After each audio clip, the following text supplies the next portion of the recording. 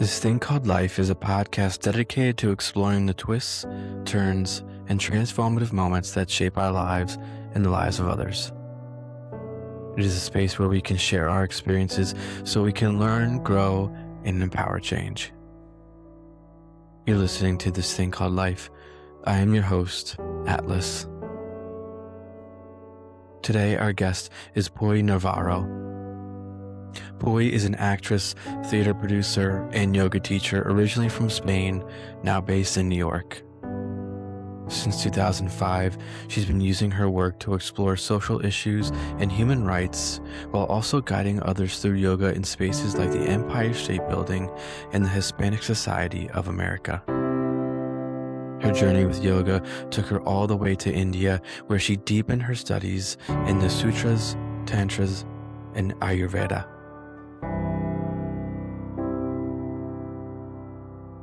Her journey with yoga took her all the way to India, where she deepened her studies in the sutras, tantra, and Ayurveda. Puy brings a warm and joyful energy to everything she does, and her belief is simple but powerful: that when we're aligned physically, mentally, and emotionally, we can live more freely, more fearlessly, and fully express who we are. Puy shares her practical insights on trusting your intuition, embracing your identity, and using art as a tool for healing and connection. We start the conversation with her describing what it was like going from engineering to theater and yoga. So I began my life always obeying. I was following, obeying my parents, and my teacher told me I could be a very good engineer. So I went to engineering school. I went to college for industrial engineering. In the second year of industrial engineering, I was completely bored. But then I got into a theater group. It was kind of like a workshop originated by the government or the town hall of Valencia, my hometown. And it was a month intensive. And I had so much fun that eventually by the end of the second year, I was doing a theater play and they gave me permission, and then I never came back. I left. I went to Germany to do a Lorca play, a Lorca Blood Wedding. And then I eventually I came to the US and I did I did acting at the American Academy. But while I was at the American Academy, we did kind of like a relaxation, like a yoga nidra, where we were like connecting to the joy of theater. And it popped into my head that when I was a kid, my mother used to go every Saturday to the marketplace in Valencia. And she brought me there, and she needed to do things, and she took me to a theater play. Normally, there's five of us, five siblings. I have four siblings. But I was the one always accompanying my mother. And I felt she's like, okay, we need to spend some time, so let's go. And I was there with my mother and many children, and it was this historical play, but it was made with puppets. And what really struck me was to see the lights, and suddenly it was a sun rising. And for me, it was magic. I was seeing magic, and there was like these actors playing with the puppets and talking to the puppets. So there were actors and puppetry, and I was like blown away. That was kind of like the chivalry novels of the 1200s of Valencia, Tirant lo Blanc. And I was like all the nights and this and that. And I was blown away by the craft of the theater, the lights. Like that was like the light. Like seeing that sunrise. I'm like, oh, is this a sunrise on stage? The sun is there? So like the magic, that's what captured me. And I think that got stuck in my subconscious. And then when I was in college, I'm like, no, I really want to do something else. I did in English linguistics for a while as well, and then I just said I want to be an actress. That's what I want to do. I feel like it's always been there, and it's always been around you, theater, play, and creativity, even since you were little. But Yeah. then it was sort of like maybe possibly a turning point was deciding, "Hey, living my life for other people is not what I wanna do. I wanna stay true to me. I wanna do what, my spirit wants to do, and my spirit wants to be creative, express myself, and play." And so you make this shift and change into theater and play, and, the more and more you do it, the more and more you're like, "This is for me, this is for me." So you go to New York and you were playing a yoga teacher, and it sounds like this is where another turning point, happens in your life. So it's funny because before, like my first paying job was I did 1 year working as an actress in Japan. With the money I got in Japan, I went to Cuba with my boyfriend at that time, and I learned physical theater. And then I realized I'm doing all these little things. I really want to go to New York and learn. So I graduated in 2001 from the American Academy, and I began to play at the Spanish Repertory Theater. I used to do all these different jobs to make ends meet. As I was babysitting, and I was working at the production department at the theater, and I was doing the shows at the school, working at the production department at school, and then doing the shows at the Spanish Repertory Theater. And we did a show, and I was playing a yoga teacher. And a friend that I used to babysit for, that became a very good friend, came to see me and say, "Oh, I didn't know," because I could do a headstand that I had learned in Cuba doing physical theater. I had no idea that was part of yoga. I had no idea. So we did it. I was playing a yoga teacher in Doña Flora and her two husbands. Um, and we created a little class with clips that we saw online and chanted. Then later on, I realized like how, like very poorly sequenced, but it was really fun. And I was giving a speech on a headstand, and then she said, "I didn't know you did yoga." I'm like, "I don't." And I said, "But I know how much you love to work on your craft and your characters. I'm gonna take you to my studio, to the studio that I go with this teacher called Mona Anand." I'm like, "Okay." She got me 10 tickets, 10 classes, 10 class pass. And I went to her class, and she began, doing an introduction. Everybody was lying down, and she started talking about what the class was going to be, or talking about, and then I thought she was explaining everything that was going on within me. Like, what? How does she know I'm going through all this? So I kept coming and coming and coming. And then she was doing a retreat in India. I went to India. And then the following year, I became a yoga teacher. I did my 500 hours at Ishta Yoga, and yeah, that was because of the show, because of the play, the theater play, and then I began to teach at Mega. There's a few things that are coming to mind, but the first thing before we go into yoga and how that's helped you, because obviously it has helped you in many, many ways. Um, I feel as though when we are playing roles, either in theater or acting or in any sort of way, when we're playing roles, often I feel like we're playing a part of ourselves. Either we're playing a part of ourselves in the past, the present, or the future. And I'm wondering, has that happened to you and how so? So think um we are always playing a part. The important thing is whatever part we are playing, like to be connected to be truthful to who we already are, right? And I think what happened with the yoga is like really connected me with like being able to stand for myself, not like diminishing myself or judging myself or comparing myself to others, and like stay true.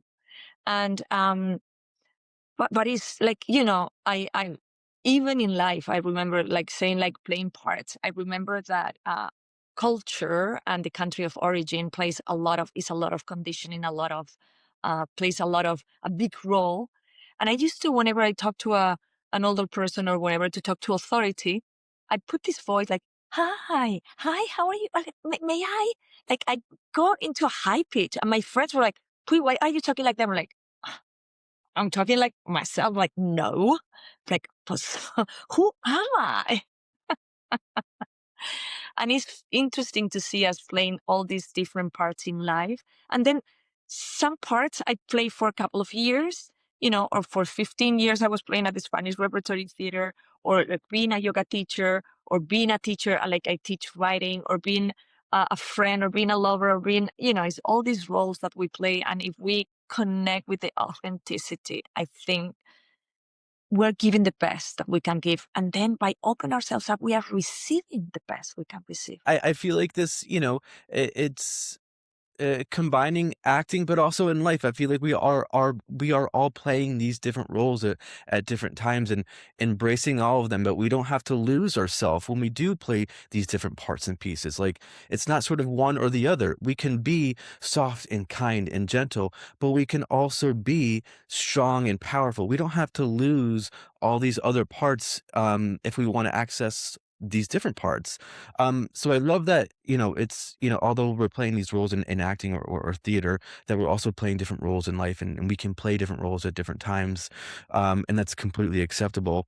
But to go into the yoga, I often feel part of our spiritual path, things just happen for us. Like opportunities are just given to us. We don't have to do anything, right? It's just life, God, universe just gives us these things. And I feel like this yoga path was just given to you, right? Someone gave you here are these 10 sessions, these are for you. And so you go on this path of in learning about yoga. Mm, I know you had written, sort of at the around that time you were going through a lot of anxieties, self-criticism, you were building a lot of confidence in yourself, and I'm wondering how did yoga help with that? So the first thing is, as an act, as a human being, I was born very hyperactive. I I cannot stop still. So I had, and that's, if you know Ayurveda, for the people who know Ayurveda, like a lot of air and space. I was very anxious, and especially when you go to a part and to do an audition and then you don't get it, you always feel that like there's something wrong with you, even though you know it's not true. There's something of you is like that rejection, rejection, rejection, or constant rejection. Um, it feels like really like kind of like chipping away little bits of your strength and self-esteem. Um, so what yoga did to me is to understand first, to be able to stop, to be able to just stop. It's so, for some people it's so easy to say, oh, just stop. But for some people it's impossible to stop. We cannot stop the mind. We cannot stop ourselves moving, moving, moving, moving, moving. I have even my brother, who is a wonderful, he has a company, but he cannot stop and like pause for a moment and understand what's going on and what you really want, or if the things that you're doing are giving you what you're expecting, or giving you joy, or giving you stability, or giving you strength, and that was for me like to be able to stop and to be able to listen to my thoughts and to understand that I was not my thoughts. I was like, whoa. And to understand that I could stop the thoughts, and to understand that I could stop the criticism, but also to understand that I could sit for an hour and write, because I didn't have to bounce off the walls all the time. So that for me, that the first thing was like to really pause and understand that everything is transient. I always thought like, oh, you need to go and get this something that you really want and make the effort and like really pursue it, pursue it, pursue it, pursue it, and bleed, bleed, bleed. If it doesn't hurt, it's not good enough. You're not giving enough. So, and then I realized, no, not true. Like, you begin to see your belief system in perspective through yoga, through the philosophy of yoga, the yamas and niyamas. And, when you begin to understand how the habits of your own mind and your habits in life, sometimes we think we are certain in a certain way, but then we see our actions and we are doing exactly the opposite of what we think. So to see that in myself, like, okay, and then say, okay, what is the part, what is the character that I want to show the world? What is the best version of myself? Or I'm going to sit, I'm going to write the best I can write. I don't have to compare myself to anybody. I just need to pause, open up myself up, and allow that universal creativity to work through me.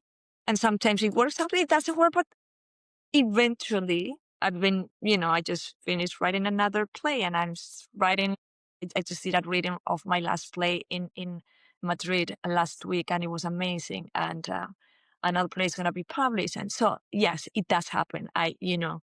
We create, and we are all creative beings, especially when we are kids. You see kids, all the kids, they dance before they walk. They sing before they talk. And it's like, with that society, we suppress creativity. And what yoga gave me is like, okay, I can do this. I can sit still, and I can trust. I can trust in myself. I can trust in my intuition, and I can have fun doing it. That because of yoga, I began to write. And because I was able to sit for longer, and because writing is, the more you do it, the better you become at it. Like, it's everything. So yeah. It sounds like over time, like your awareness began to expand. What you became aware of internally and externally became, and you became to open up yourself more and more and more. The more you did yoga, and the more you engaged in mindfulness and the present moment. And a couple things. The first thing is, you had mentioned philosophy, and I think often that is forgotten about. I guess when people are participating in yoga, that yoga is not just something I mean, there are classes and studios that we go to, but there is, I mean, it's a whole way of life. It's a whole way of being that is behind yoga. And I'm wondering, what are some of the philosophies you can, I mean, I know there's many, but I'm wondering what are some things that you can talk about the philosophies of yoga, and how we can bring them into our everyday life. So is funny that you mentioned, because a friend of mine is like, oh yeah, I want to come back to yoga because I want a yoga body. I'm like, hmm. Yoga is not about the shape of your body. Yoga is about the shape of your life, right?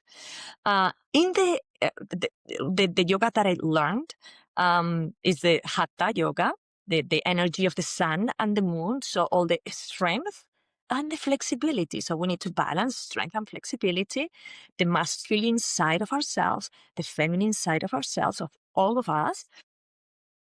And so I learned the eightfold path of yoga. So it's like, if you have a wheel, the two spikes, the first two spikes of the wheel are the yamas and the niyamas, which are in Sanskrit the 198 precepts of right living. It like any um like any philosophy or religion.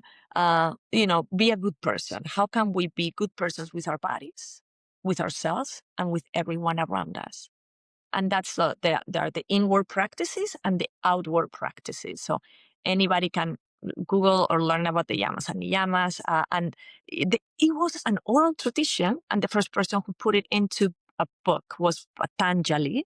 So you can read the Yoga Sutras in Patanjali, and but because of because of my training with Mona and Ant, I realized, what are the things that I love in life? For example, I read the book of Michael Singer, the Untethered Soul. So what I do is to write the quotes that I love in the book, and then I weave them into my yoga classes. Or then I'm learning about Eckhart Tolle, and then I understand. I'm like, oh, that's beautiful. Or I listen to a song by Eddie Vedder, Just Breathe. I'm like, okay, this is, and I weave that into my yoga classes. So it's the things that you said before, when we open ourselves up and when we are connected, suddenly the life will bring us those teachings. So whatever I'm learning in my life for myself, that's what I bring to my class. And I try to weave that philosophy into the class. And sometimes it's very ancient, like sometimes the Upanishads. I read a quote by the Upanishads, which meant literally to sit next to the teacher. So we were listening, and we are all teachers. Everyone, these are words by Pema Chodron, everyone, including the people who drive us crazy, can become our teachers. We are open to see it and to receive it and to understand why are we reacting to that. So bringing all those philosophy, Pema Chodron, bringing all the books that we read about mindfulness or about life, and weaving them into or regrouping on creativity. It's called Creativity, a Way of Being, which is, so I use those quotes in my yoga classes, and because I love to weave the philosophy so we can understand who we are. And then there is the physical stuff, the asana, which is one spike. Then there is the breathing, and then there is form of meditation. So the whole yoga practice is philosophy, movement, breath, and a lot of meditation, or achieving this meditative state where even washing our doing the washing up, the dishes, we can just be connected and be present and practice, so then we can face the difficult moments in life. I think when we go to the mat is to practice to be a better human being in life, or to be able to receive the punch, or to be able to be present with a friend. And another thing that I feel like that you've mentioned before is that yoga can help with trusting our intuition, trusting our sort of our spirit, this thing that's sort of trying to guide us along the spiritual path. Um, and it allows us to tap into that tuition and to trust that intuition. And I'm wondering if you could speak more about that. What does it look like how has yoga helped you trust your intuition? So the way it does it, whenever I'm in a yoga practice, whenever I receive yoga, what we are doing is to develop in the mat this radical awareness of what's happening inside the body with the breath, but also what's happening in the mind. Or in the meditation, when we sit in meditation, we notice thoughts like, okay, I'm thinking this. I cannot let go of this thought. I cannot let go of this thought. Or I realize, oh, this is my fear. This is my biggest fear. I don't want to do this. Or I see my habits. I know maybe I have a healthy habit, an unhealthy habit, and I see it because the yoga opens yourself up to see, which is great, but it's also great to multitask and do everything you need to do, but it's also great to pause and understand. And understanding that, like, like you tap into, you realize when you are in a situation, what is yours, what is like, okay, this is, or what is the other person, right? Like the other person is putting something on you. I'm like, no, I know who I am. If you think like that, that is your thought, or that is your perception, or that's for you, not for me. You're not gonna, you're not gonna make me feel inferior if I'm not inferior. You're not. The same way I'm not gonna feel superior because I'm not superior. But you're not. I know who I am. So when you write, it's like you feel the flow. Or when you play, when we are, this. When we were doing the play together, there were moments you were like, oh, I don't know what I'm doing. But there were moments that you just were saying the things and having fun. And it kind of like suddenly you finish the scene and you're like, what just happened? Because you're so present that you are not judging yourself. You're not trying to control anything. You are completely out of control. And that feeling of being free, and that feeling of not having to judge or not having to control everything, I think that is when we are completely open, and then you know that what you're writing that's good. Then you have to edit. Then you have to, the director say, okay, instead of here, do it here. Or instead of like, make sure that you're loud. But then at that moment, you knew exactly that you were like, something felt really right inside yourself. But you can only notice that when you practice that, is with practice, when you practice in the mat or when you practice in any other like Tai Chi or Reiki or any practice that brings ourselves back into that wholeness, right? And it not only has to be yoga, not and yoga is the leading up to meditation, right? Yoga and meditation are completely interconnected. So, but anything we do towards that opens ourselves up and gives us the understanding of not judging ourselves, being connected. And then it kind of like you feel it like here, you feel it like, okay, this is it, this is happening. And you feel it physically in your body. It's like this drive when you're dancing or when you're performing or creating, sometimes when we were doing rehearsal, there's so much magic whenever we are improvising because we are not judging ourselves. And because we are really opening up, not only focusing on ourselves, but focusing on everyone else. We are completely connected to the people around us. And that thing, like I'm doing my part, but I'm really, really feeling the group, feeling the other person, feeling the connection. Then the magic happens. And I think happens in every artistic, you put a brush on somebody when you are completely open and you're going to create a beautiful masterpiece or is when you begin to judge yourself like, oh no, it's not good enough. That doesn't look like Picasso.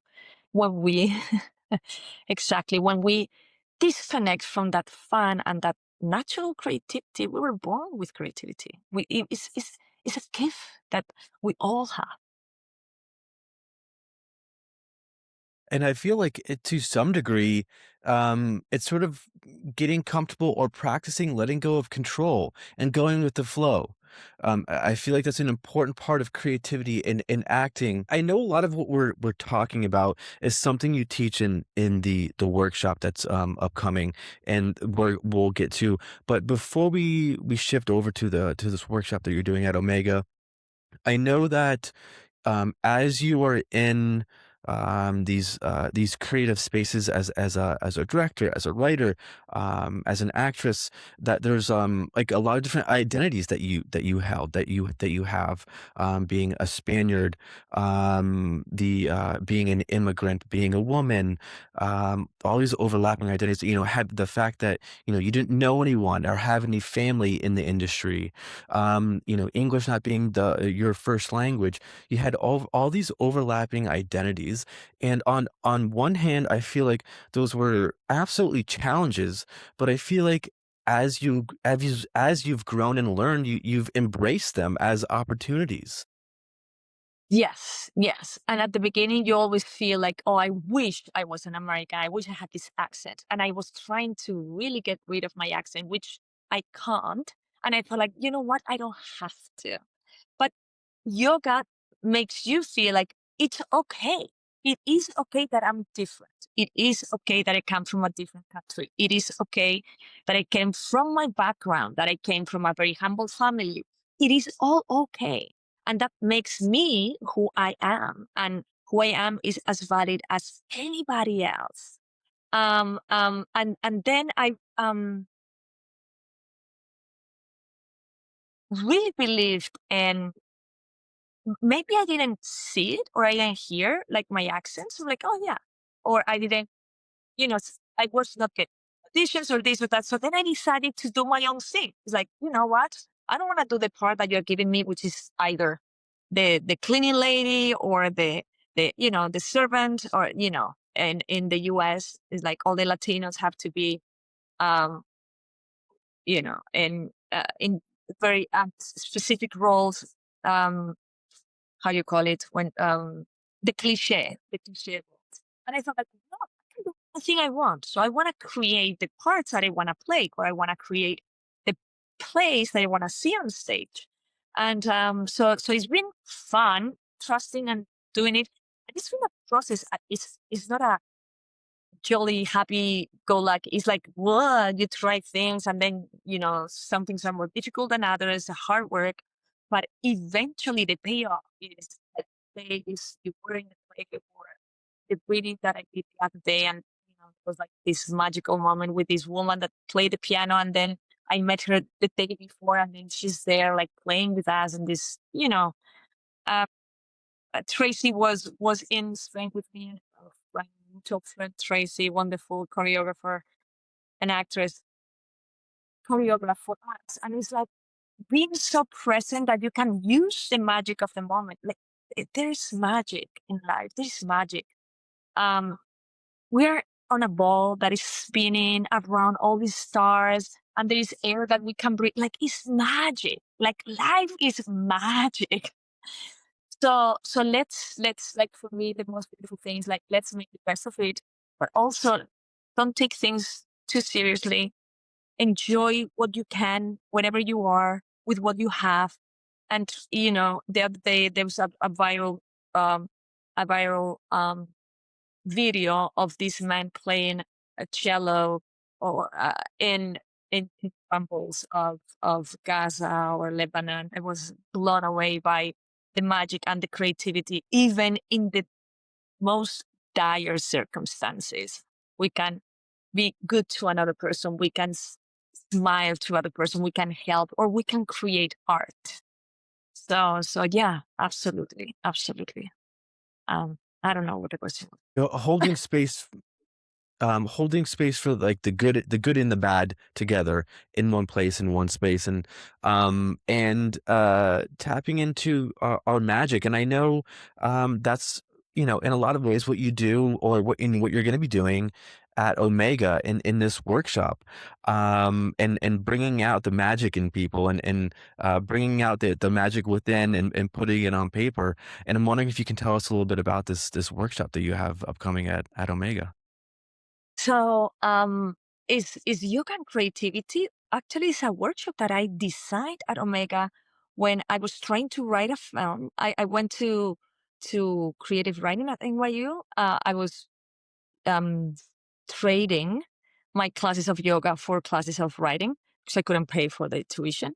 So I'm doing all these beautiful things, and I was doing yoga, and I realized that we were talking about the heart chakra. Like, okay, most of the people, what they do is they don't trust themselves or they don't open enough. So if I create, like we do a little bit of movement to open physically the body, the energy is going to move naturally. And then we'll do an exercise. So let's see after moving, how, how does it feel like writing? And people were like, wow, like I was completely blocked. And then suddenly I wrote all these things.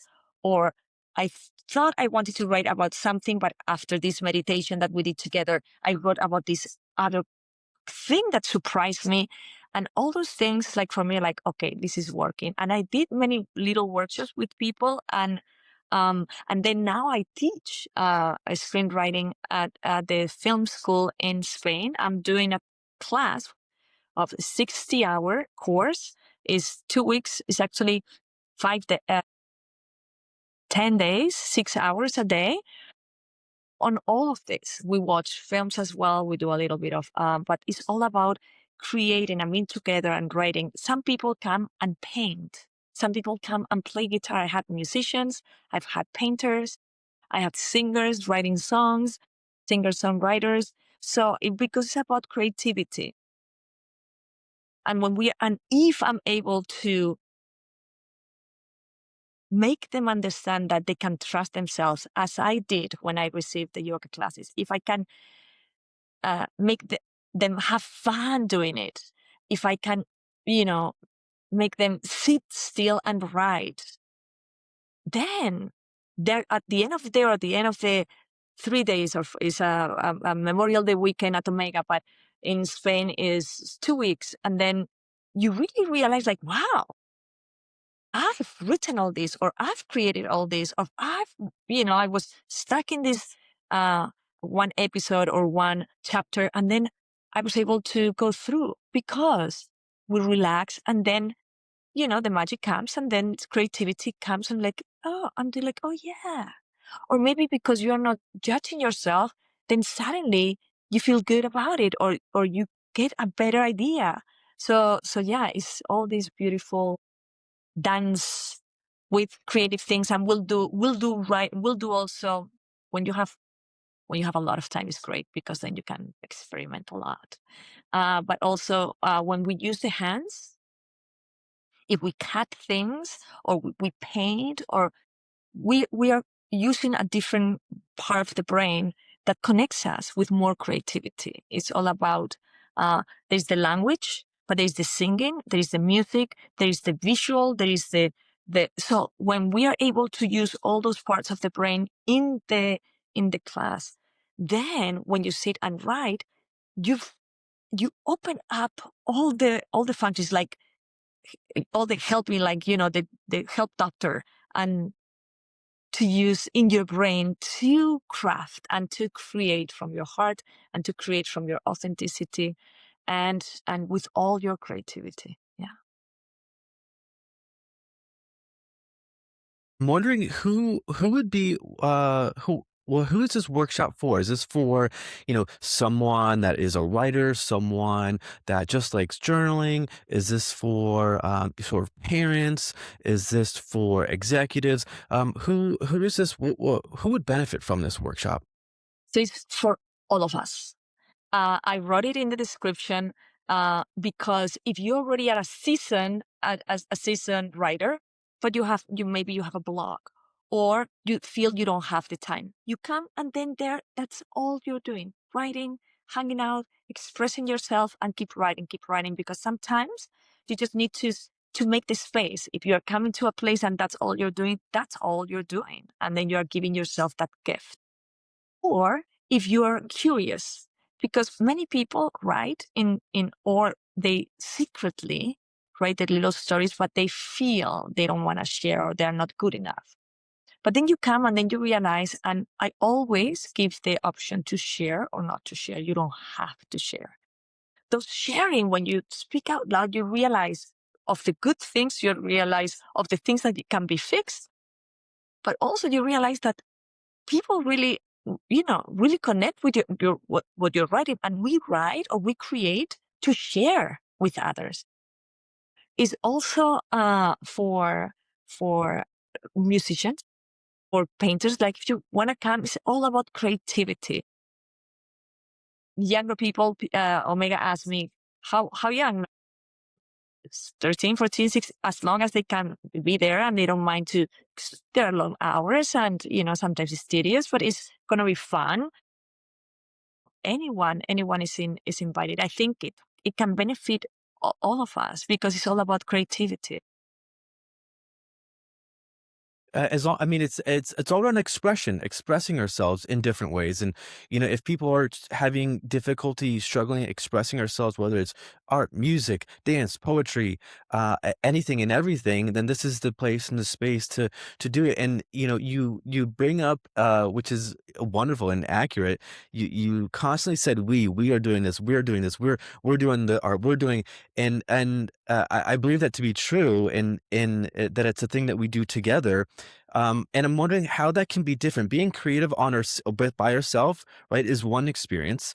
And that can definitely happen at this workshop when we can be by ourselves and be in silent. And but when we're creating with other people, it's a very different experience. And I'm wondering how can we benefit from being creative with other people? Yeah. We say, for example, in theater, we say theater doesn't happen unless there is at least one person on stage and at least one person in the audience. So it's a communication, right? There's always have to be, even if it's just one member in the audience. Then theater happens. The act of theater happens. Same thing.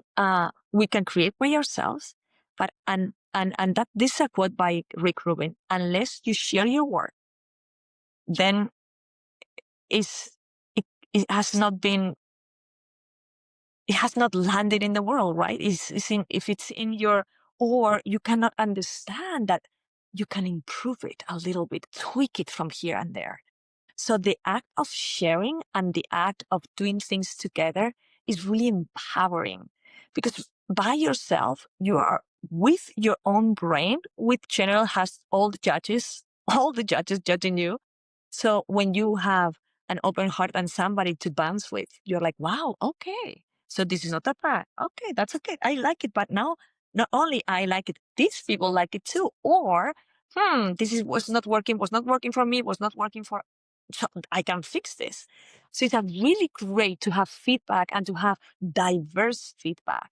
It's amazing. My writing teacher, Nick Flynn, he also gives workshops at Omega. He's amazing. He does always creates this environment where we can share or not share, but in general, we share in 2x2s, because then you feel safe. So it's all about feeling safe, but then being able, trusting and being daring to share at least with one person. And I think there is a lot of for us to learn when we share and when we put the project into the world, which is what Rick Rubin says, like daring to share the we craft, but then there is a moment, we can always fix, but there's a moment of, like, we need to release it. Like, the baby's born, and of course it needs to learn how to walk, it needs to polish, we need to clean all the goo and all the blood, and then it's like, oh, what a beautiful baby. But of course we need to give birth first in order to enjoy the baby. It's a wonderful analogy because as I'm listening to you, I'm like, when we create things, we gotta let it live. We gotta let this thing that we're creating, we gotta give it life. And in order to give it life, we have to share it with other people. And nothing will happen if we kind of keep it to ourselves. But we actually give the thing that we want to create some life when we share it with other people. And so I love the analogy of creating and giving birth, because it's entirely appropriate.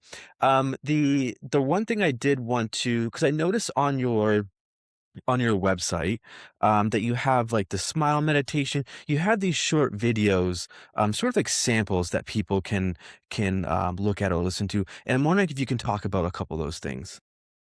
Yeah, always, like, when we create, or when we, it's always giving and receiving, right? And I love to put in the website the little simple things. There is one video that is a 5-minute yoga class, because people are like, oh, I don't have the time. Like, yes, you do. We might not have an hour to meditate, but we have 1 minute to meditate every day if we want to. But we need to bring ourselves to do that. So in the website, I wanted people to see, even if it's 5 minutes, you can do a gentle meditation, a sitting meditation, a yoga nidra, and then just do it and see what happens. Just try and see what happens and see how that affects you.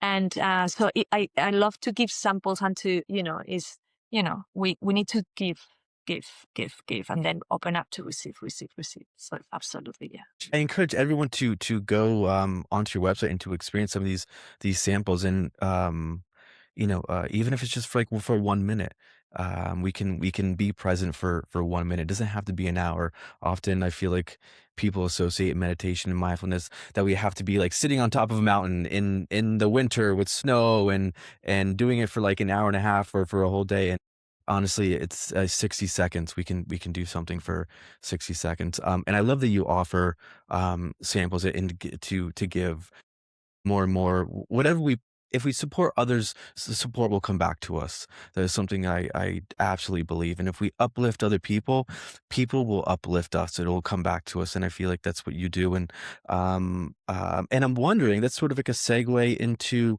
how can people support you? How can people support Poi? They can follow me. If they follow me in Instagram, I have, because then they realize I really am working on a short film, and I was gonna say, I have this Indiegogo campaign, everybody can chip in, but it's not up yet. But if you follow me, you'll figure it out. So sign up for the workshop, uh, or you can. I do every Tuesday and every Friday. I teach a class. I originated this in the pandemic, and it's donation based. And I thought like I'll do it until we go back to normal. But then my students stayed and stayed, and then I just thought like I'm gonna keep doing it until whenever, until whenever. And whenever I cannot show up for my class, I send a video, and people also can support me like that through Venmo or through, and then signing up for the is gonna be the Memorial Day weekend. We begin Friday night, all Saturday, all Sunday, and then the Monday morning. So at noon, everybody goes to lunch and then free to go to their homes. But it's going to be a really fun event. Or if you know people in Spain, the Spanish workshop is creativity. I think it's yoga and creativity, or creativity and writing. Creativity and writing is free. It's paid by Europe. So I'm getting paid, but so that's like all this is beautiful. If you have people sign up, is by ECAM, ECAM. That's gonna be in Spanish. Sign up in the at. I teach at Ista Yoga every Sunday at 5 p.m., 5 to 6. So all these little things that you can do to help me. And if you follow me then you'll see when I need the big support to create a short film or to create a feature film, then you'll know, and then you can help a lot. And we'll put all the links in the descriptions on Spotify, YouTube, and Apple, so people can easily access and click the link. And I want to see if you can just briefly chat about or bring up, you wanted to donate, or you were curious about people donating to, I think it was it beans, or it was a documentary. Yeah, so it's Beans and Hearts, which is a short film about mass shootings seen through the lens of 2 7-year-olds, because the daughter of my best friend, Celeste, Agatha, who is also one of my favorite human beings in the world. We have so that is a gift for you. So maybe you can help me with my movie. We did 60 little yoga classes from 7 to 15 minutes, and they're all online, free for everybody, in YouTube and in Instagram, at Puy Navarro.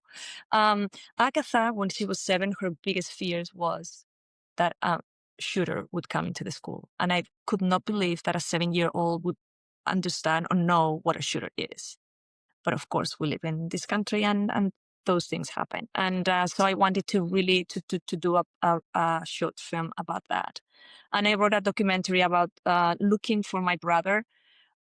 So I'm always trying to do creative endeavors or my theater plays. So if you follow me, you'll get hit by, hey, help me achieve this, help me achieve that, which is great. And then you can also benefit from the yoga classes that are free on my website, or the yoga classes with Agatha, which also people like, oh, I have children. Come on, do with your children. Come do yoga with your children. I was doing it with Agatha was 4 when we were together in the pandemic, and now she's 10. She's a wonderful dancer. Poi, thank you from the bottom of my heart. Thank you for everything that you do. You've had an impact on my life, and I know I've shared with people that even doing the play at Omega has helped me. Being up on stage and expressing myself has helped me personally. So thank you for following your path in life and staying true to you, because it's sort of like giving permission for other people to do the same thing. So thank you for being here. Thank you for sharing your story. Thank you for sharing other people's stories. And thank you for being on this podcast.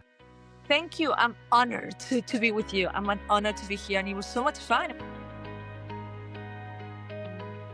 Poi continues to work on her craft in both Spain and New York.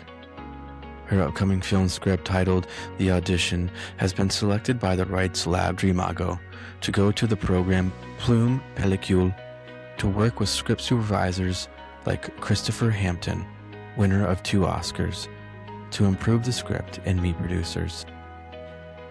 If you enjoyed this episode, you can support the show by liking, sharing, or subscribing wherever you're listening. You can find us online at thisthingcalledlife.center. If you'd like to be a guest on the show, visit thisthingcalledlife.center/contact. Until next time, thank you for listening and being with us on This Thing Called Life.